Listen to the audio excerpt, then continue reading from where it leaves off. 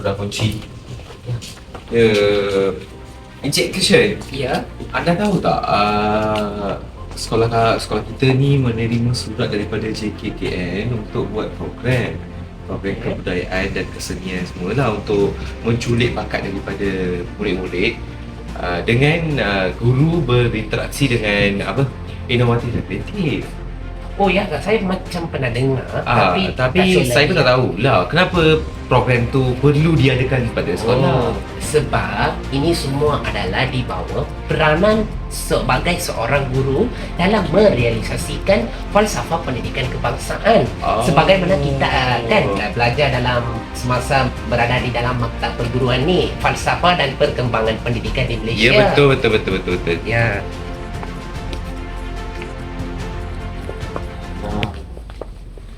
Jom kita duduk kat situ. Boleh. Bincang sikit lah. Jom saya bincang lagi terang tentang Okey. terkandung dalam falsafah perkembangan dan pendidikan. Boleh. Encik Krishan, Ya. boleh tak bagi tahu saya apakah peranan guru dalam merealisasikan FPK? Oh, saya nak terangkan. Terangkan. Okey, dalam peranan guru dalam merealisasikan FPK ni terdapat satu kandungan lah topik macam tu. Dalam tu ada satu topik yang memperkembangkan potensi dan bakat dalam diri pelajar. Sebab tu lah JKKN buat program macam ni. So, faham tak? Patutlah. So kita mestilah Okey. ada perkara-perkara yang terkandung dalam program-program ni. Potensi ini merupakan satu bakat lah ataupun kebolehan atau keupayaan yang ada pada seseorang individu. Bukan saja kepada murid-murid tahu, pada pelajar juga. Pada pelajar dan juga kepada guru-guru. Kita ada bakat ni, baru kita boleh memberikan bakat tersebut kepada ataupun menjadi seorang yang pembimbing atau facilitator kepada murid-murid tersebut kan? Betul kan? Betul. Sejak lahir lagi, setiap individu memiliki pelbagai keupayaan. Namun begitu, tidak semua bakat atau keupayaan dapat dilihat dengan jelas kerana sebagainya lagi adalah terpendam dalam diri individu. So, program-program sebegini berperanan memperkembangkan potensi murid secara optimum sehingga individu mencapai ke tahap yang cemerlang pada satu hari nanti sebagai kita lah, sebagai seorang guru ataupun sebagai seorang golongan pendidik. Usaha ini memerlukan bakat yang ada pada setiap individu dicungkil dan dipertingkatkan secara berterusan dan juga secara lebih kecil lagi lah. Bang kata, persis kata, melentur bulu biarlah dari rukungnya. Ya, benar kata. So, potensi individu ni dilihat dari 4 aspek apabila kita melakukan program ini. Nombor 1 ialah intelek ataupun dikenali sebagai IQ. Nombor 2 ialah rohani ataupun dikenali sebagai SQ. Nombor 3 ialah dikenali sebagai emosi, EQ. Dan nombor 4 dikenali sebagai jasmani, PQ. Yang empat ini mestilah diterapkan melalui program yang dianjurkan oleh JKKN nanti. So, berikut adalah 4 ini yang memastikan bakat yang ada dalam diri pelajar dan juga melakukan aktiviti-aktiviti tersebutlah pada pelajar tersebut. So, sekarang anda faham tak? Faham. Jadi guru pun ada peranan untuk menjalankan tugas-tugas Ya. pelbagai aspek lah. Macam guru ni berperanan untuk mengembangkan potensi diri dalam murid-murid. Betul. Untuk berkembangkan minda semualah.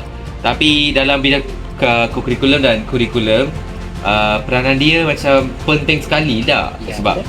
seorang guru ni, seorang pendidik ni perlu mencungkil bakat pelajar. Kalau nak cungkil tu, ada yang pelajar, setengah pelajar tu dia nak juga mencungkilkan bakat diri sendiri, tapi ada yang murid pendiam kan. Ya, betul. Jadi cikgu-cikgu ni ada banyak cara untuk mencungkil. Jadi saya nak bagi tahu cara guru yang dapat mencungkil. Okey, memastikan murid-murid mampu menguasai kemahiran atau ilmu yang disampaikan oleh guru semasa pembelajaran. So, guru ajaran guru tu perlu difahamkan dan pelajar-pelajar dapat merealisasikan lah, dapat faham, lepas tu boleh dijadikan dalam kehidupan seharian macam tu. Menggerakkan atau menarik minat pelajar, macam menggunakan alat pembantu pelajar, program macam ni, lagi menggunakan cara abad ke-21. Ya, betul. Macam tu, memberi bimbingan kepada murid-murid.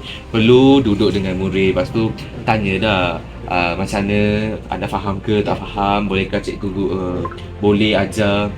Kan kita buat tahun lepas kan, kita buat drama, lepas tu kita buat dekor-dekor semua tu. Pelajar pun menarik kan. Jadi menolong murid mengatur dalam ciri fizikal, mental, kita kena atur balik. Sebab murid-murid India macam mentality dia orang tersebar, tiba-tiba tersebar. Okey, kenapalah kita buat macam ni? Tak boleh lah, tak maulah. Kita tak boleh biarkan macam tu kan. Jadi akhir sekali aplikasi pengajaran berpusat murid bagi memastikan terdapat komunikasi antara murid dengan guru. Kadang-kadang kan murid ni takut bercakap dengan guru. Ya, betul. Kita kena hapuskan benda tu. Memang saya nak hapuskan. Jadi program macam JKK ni memang bagus dah. Memang Betul. bagi program macam ni untuk mengeratkan hubungan dengan guru, lepas tu murid. Memang bagus lah. Saya ada satu idea cikgu. Cikgu kata kan ini berpusatkan lebih kepada murid. So bagilah jawatan kuasa kepada murid untuk membuat program ini. Betul sekali. Ya. Jadi okeylah. Jom. Tak boleh. Okey, boleh balik.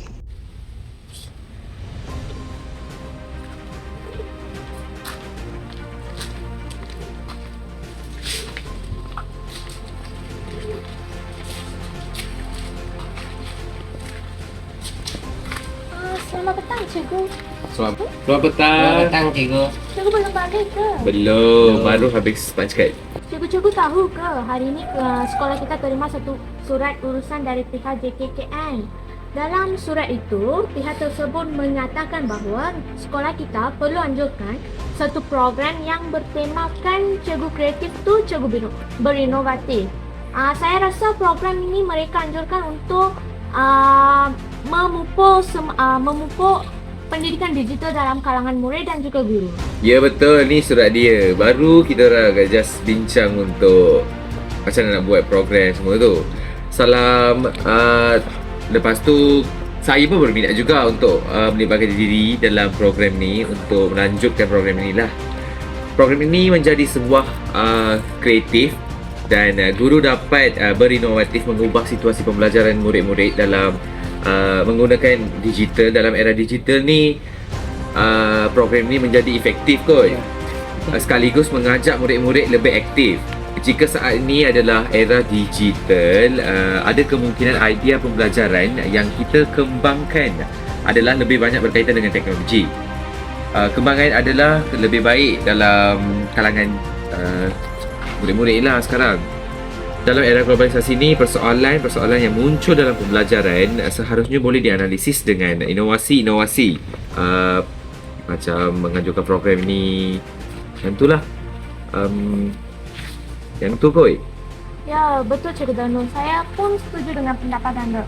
Sebab dengan melibatkan dalam program macam ni, kita boleh memanfaatkan ilmu ataupun pengetahuan yang kita sudah sedia ada dengan menggunakan aplikasi teknologi maklumat ini. Dengan ini, kita juga boleh membawa teknik pembelajaran kita kepada cara yang lebih efektif dan ia juga boleh memanfaatkan para murid untuk tidak selalu bergantung pada secara manual lah untuk belajar. Kita juga boleh membawa ke arah yang lebih efektif dan lebih baik. Oh, okey, cikgu, benar juga cikgu. Cikgu, anda semua tahu ke? Program ini memberikan kesan yang baik bukan hanya kepada murid-murid tau, pada kita juga. Sebab kita ni sebagai seorang pendidik yang kenalah bersikap kreatif terhadap murid-murid ni. Sebagai seorang pendidik, kita ni mempunyai komitmen terhadap menjanakan proses kreatif dalam diri murid-murid. So kita juga perlulah berkreatif dalam mempamerkan sifat pembimbing dan juga sifat sebagai seorang facilitator dalam proses pengajarannya. Jadilah kita boleh menggunakan program ini sebagai satu peluang yang baik untuk mencapai hasrat negara dalam melahirkan insan yang celik ilmu dan juga berpendidikan tinggi sebagaimana terkandung dalam Kementerian Pendidikan Malaysia. Dan ingatlah, guru yang bersikap kreatif dan inovatif mampu menjanakkan pelajar yang lebih cemerlang. Ya, betul. Sudah lama kot nak balik. Ya, Keluarga. ya cikgu. Okay. Terima kasih. Okey.